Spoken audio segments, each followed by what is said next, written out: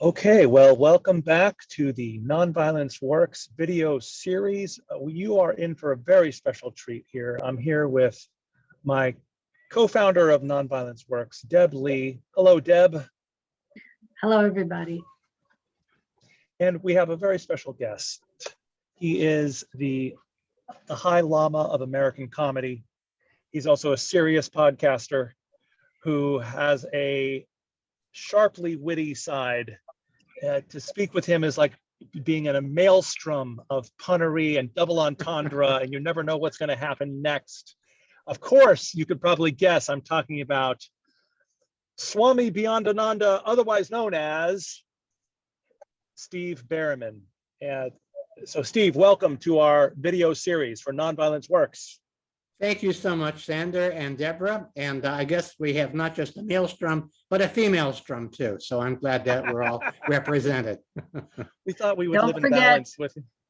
Don't forget the female strum. Exactly. With all this gender agenda these days, you never know. Yeah, so good.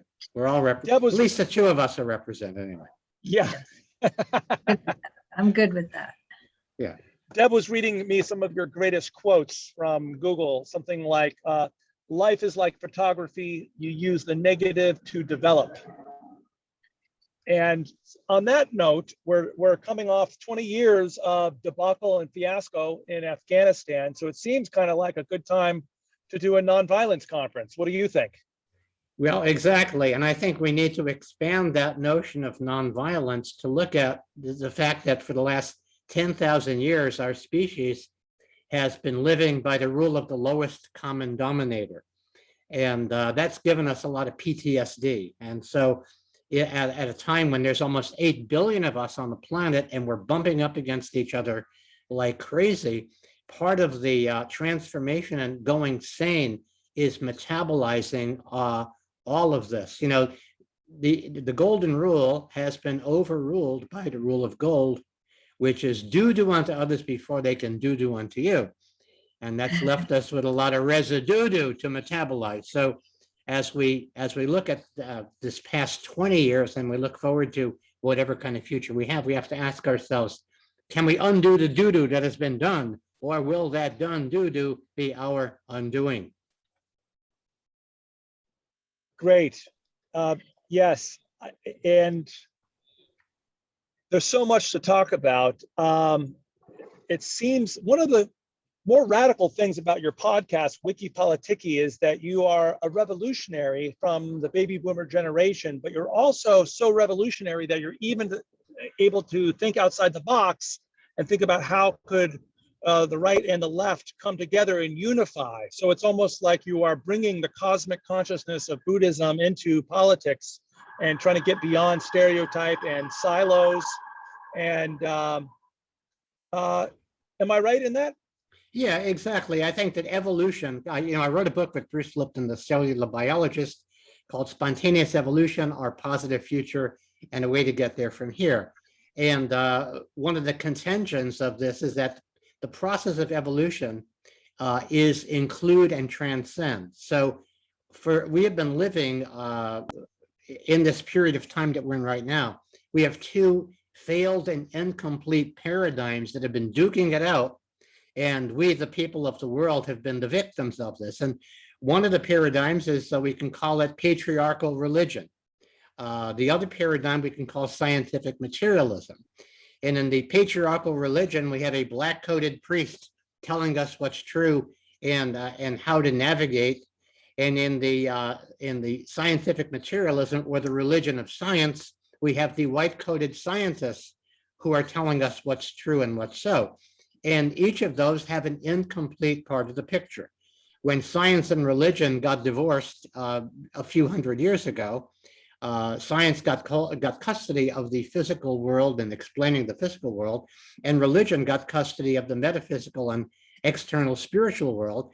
And we can see by where we are right now what happens when these two pieces get unraveled from one another. We have a toxic masculine dominator. We have a toxic feminine that is essentially unable to to assert the true feminine values, which are cooperation and partnership. And so we need to weave these together to include the best of what we used to call conservative and the best of what we used to call progressive. Wow. I've never heard that phrase, the toxic feminine. That seems a provocative phrase. What do you mean by that? Well, again, if you want to look at the patterns of abuse, you have the abuser and the enabler. And so in our society, up until now, we have a whole different situation now, or new word, situation. We have a new situation now. Up until now, in our recent history, let's say the Republican Party and the conservatives have represented the male dominator. And meanwhile, so all of the aggression and all of the that masculine energy has been focused on one side without the counterbalance of the feminine. Meanwhile, the Democrats have represented the compassionate side, but they have not been able to muster the courage to really face the heart of darkness so that we confront the real problems and not just skirt around the edges. And so right now, in the confusion that we have essentially divided ourselves into two incomplete tribes that are fighting. And we need to take a deep breath and look above and beyond that battle to see where we all want to go together.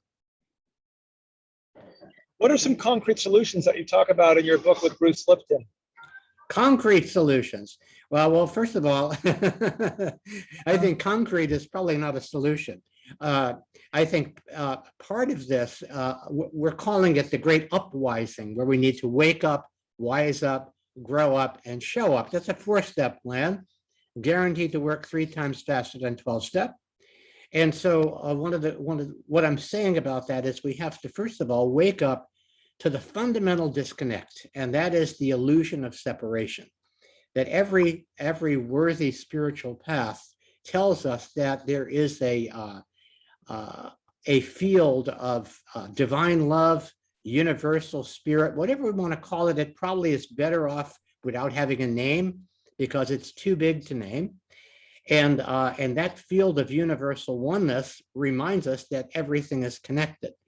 However, in living as a species, as I said, 10,000 years of dominate or be dominated, in that sense, we feel that if we don't dominate, then we're going to be dominated. And this is a subconscious belief system of separation. When we wise up to the power of love, coherence, and unity. We wise up to the idea that beyond all of the dueling dualities, we're all one with the same one. Each of us totally unique, just like everybody else. And so from that standpoint, we leave the dueling dualities of the head to the coherence of the heart. This is not an abstract. Anybody can do this simply by breathing and by focusing their attention right here on the heart. And what happens is that calms you, it expands your perspective, whereas the stress of daily life and the stress of reading and listening to the media puts us in fight or flight, which essentially takes the energy away from our frontal cortex, puts us in the hindbrain. And we need to put the hindbrain behind us if we want to actually think creatively and expand into the potential that we have. The third step is to grow up. In other words, to begin to take responsibility rather than taking the responsibility and blaming other people, blaming our institutions. We are here where we are. And part of the upwising and waking up is recognizing it is our job as individuals to evolve from children of God to adults of good, so that we can take the 4th step, show up on a new playing field, ready to play a new game, thrival for each and all. So first of all, it's having that awareness that we are in, that the chaos that we're in has been described as apocalyptic times, the lifting of the veils are being lifted on many of the toxic perpetrations. And, we've had my generation, for the past 50 years, we have lived under the don't ask, don't tell rule. we promise not to ask our government what it's doing, and they promise not to tell us. Right. Because if we stay in that space, then we don't have to take responsibility for the perpetrations that are being done in our name, ostensibly to keep us safe. And so the veils are being lifted right now. And whether we like it or not, we're seeing things that are more inconvenient or truths than the one that Al Gore pointed out. And we're recognizing that not only do we have to do two things. First of all, we need to acknowledge that sociopathogens have taken over our system. And then number two, we have to focus, as I said, on the heart. The heart of the matter is the matter of the heart, so that we can find the unity and ask the question, what kind of world do we really want to live in? And how do we bring that vision to fruition?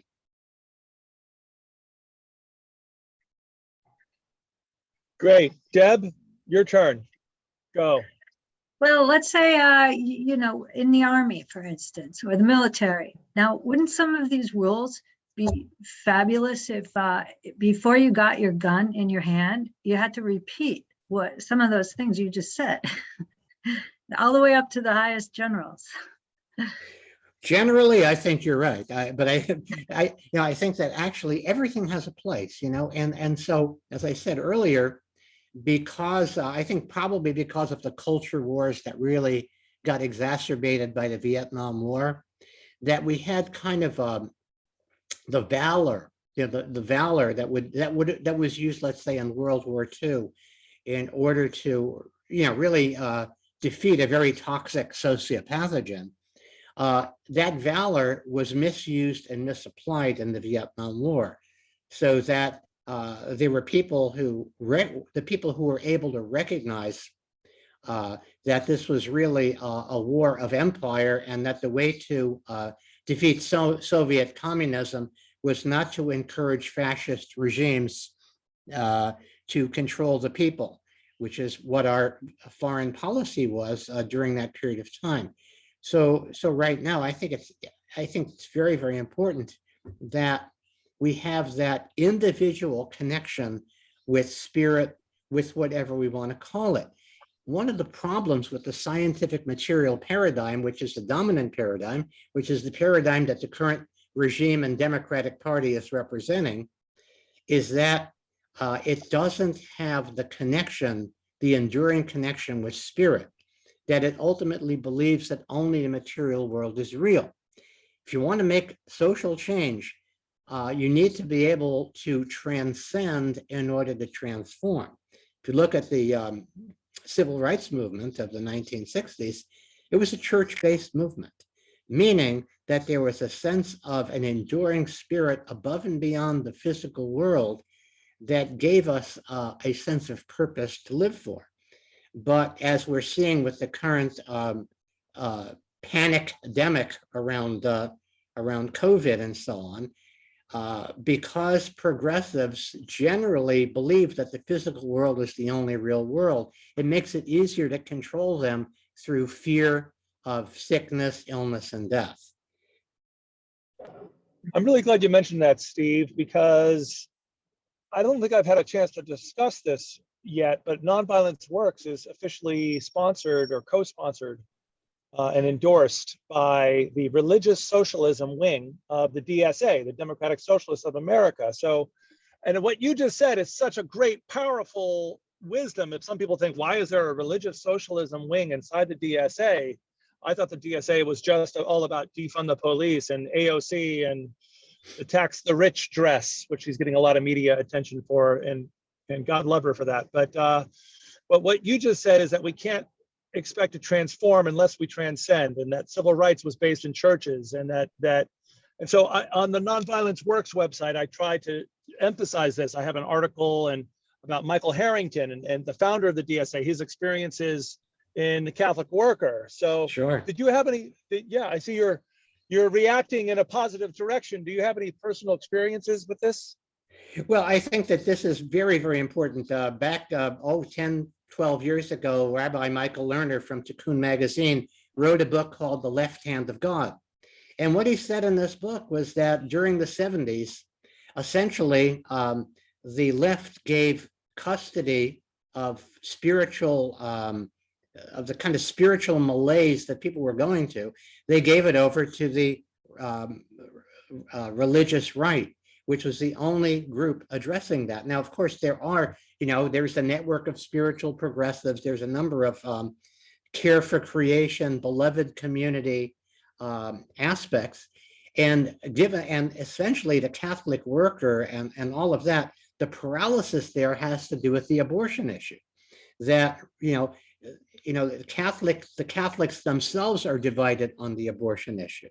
And so because that issue has been used as a wedge issue to divide the left and the right, religious people who really essentially believe that we are all connected, and yet we do have inalienable individual rights. And without those individual rights, collective rights simply become a top-down Soviet regime, which seems to be where we are headed in this country.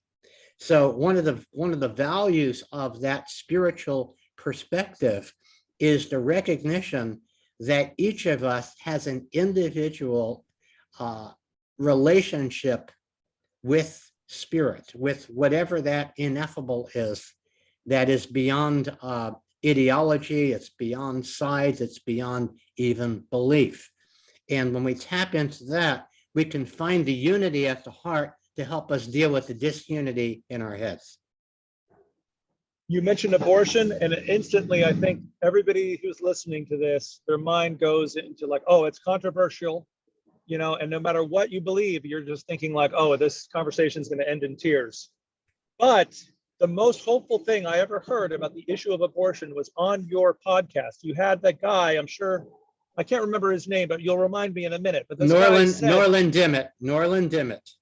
He said that he had the capacity to bring people together from the pro-life, anti-abortion, and pro-choice side and actually talk about common ground and common values. And he has done these workshops where people agree on that abortion itself is not the desired outcome, and that if we could work together on reducing unwanted pregnancies, then we could actually create an outcome that held everybody's values in common and respected the rights of women and also respected the anti-abortion issue. So there's two ways of looking at it. Jim Ruff might be the one. Wise Democracy. He created these wisdom councils, and so one of the experiences he had was bringing together a group of people where there was very strong pro and anti-abortion feelings.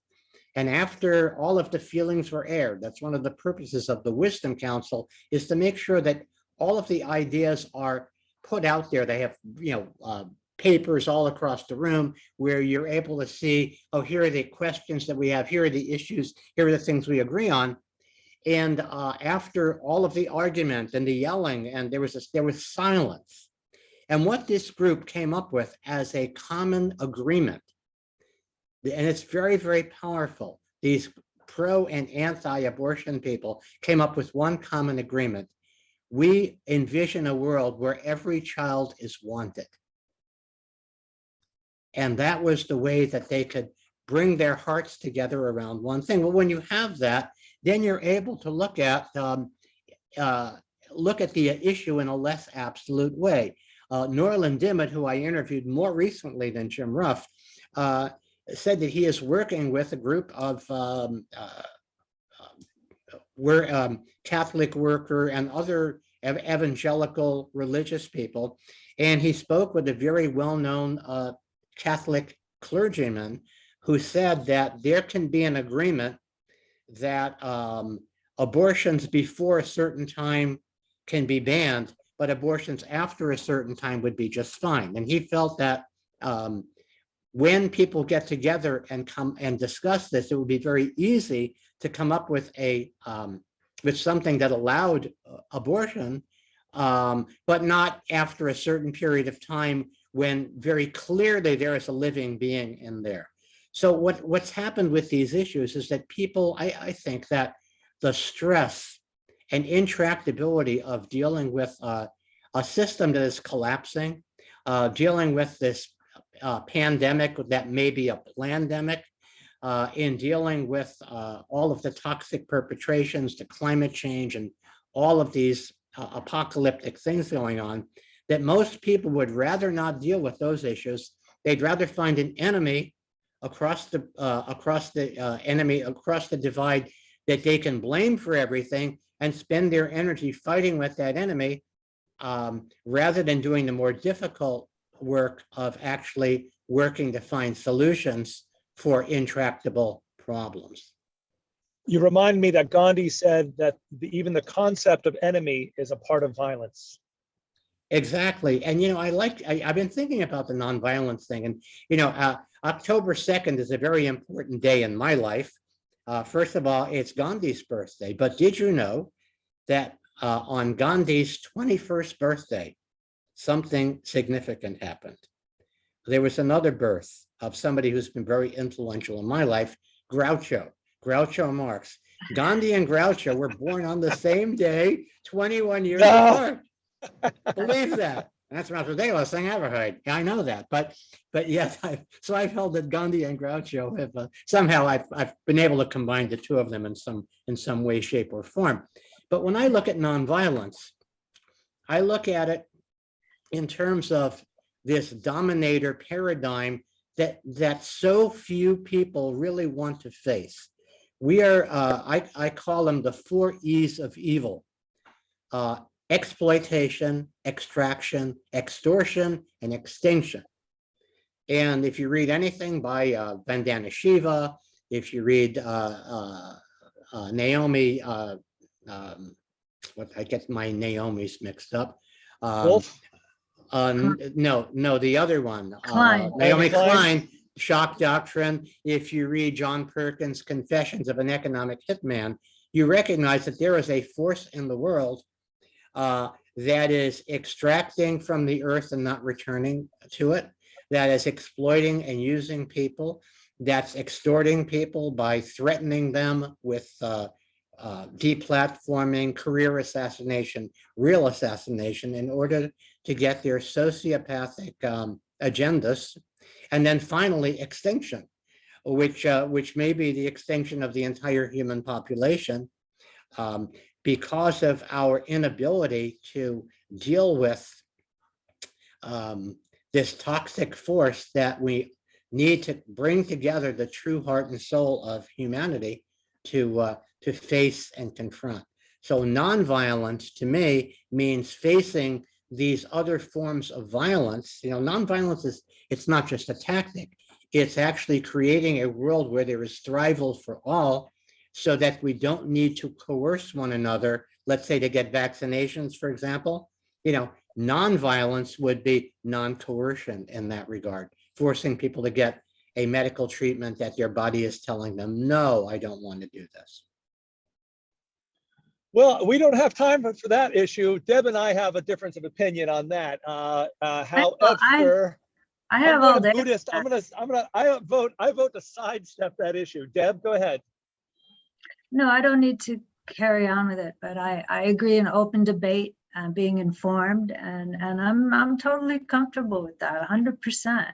My spirit leads me on that one, and as well as decades of. I want to add to that, because I'm not one of those people who say, oh, it doesn't exist. It's real. It's a real thing, and in a real thing, we want to actually mobilize every resource that we have, rather than deplatforming treatments or censorship. So what censorship does is it forces people into positions going, well, if it's censored, it must be right. Or if it's not censored, it must be right. And so rather than have that actual debate or conversation, or both and, evolution is not either or, it's both and. Yes, use whatever tools we have. Let's use the medical technology that we have, and let's use the natural medicine that has been deplatformed as a collateral damage of this particular issue right now. Yeah, the censorship and the smear campaigns on early treatments, on what's being done in other countries is just mind-boggling to me. And people really don't want to hear it either, because they're happy with the dominant paradigm of this country, at least. as We far call it as- not, we call it Nazism, choosing to not see what is too uncomfortable to look at. Yeah. I actually, if we want I to see go that. down this, See what you mean. to go on this path a little bit further, I'm wondering if you've had any guests that have looked at the origins of COVID-19 and the Wuhan wet market and the possible military biowarfare components in COVID-19. Have you spoken to anybody about that? Do you have any intelligence on that? Like There for is very little intelligence building Bullwinkle. No, actually, I have great intelligence. I interviewed Dr. Merrill Nass, who was one of the experts on this. And again, this is one of those things that nobody knows for sure, but the evidence seems to be pointing to a lab leak because it's very rare that something like this would evolve to be so contagious just from the bat market there. And apparently there is evidence that the first that what do they call it, the first case, the first known case was somebody who worked at the Wuhan lab. So you know, I call this coincidence theory, not conspiracy. What an amazing coincidence that happened. Yeah. John Stewart has a real funny gig. It on was a that. very, very funny piece on it, on that. And you know, humor is very helpful with that. So I think that in the likelier story, and again, I'm not an expert and I don't know, the likelier story is that it probably came from a gain of function. You know, back in the 60s, my girlfriend's father, when I lived in DC, her father worked at Fort Detrick, Maryland. I was just saying about Fort Detrick. Yeah, yes. so Fort Detrick has been, now you can gain of function research. That's part of the Orwellian newspeak. What that really means is making viruses more powerful. Now, they're telling you, well, we're making them more powerful so that we can actually fight them. But if you're talking about bioweapons lab, you know, this is part of the don't ask, don't tell policy. Most people who are not sociopaths don't really understand how sociopaths think. And they don't want to deal with those very, very difficult issues. And they don't want to have on their conscience evil. My wife, Trudy, was born in Germany and came here when she was 3. And as a teenager, she went back to Germany and stayed with her relatives and for a period of time. And she asked her aunts and so on, what did you know about the Holocaust? And the answer was, well, we heard rumors, but we were told it was American propaganda. And frankly, that's what we chose to believe. So a dominator fascist state will always give you the opportunity to buy into a story that takes you off the hook. And the evolution of revolution, if we are to actually evolve as a species, is not relying on leaders out there, but relying on leaders in here. A critical mass of the heretofore uncritical masses waking up to recognize that as a species, we have to evolve beyond nonviolence even to the point of cooperation without coercion. Yeah. Wow, this has been really great, Steve. I'm going to ask you to do something very commercial for us. If you could sum up in just 1 minute, what are the top couple of reasons you would tell somebody on the street why to come to a nonviolence conference on October 2nd?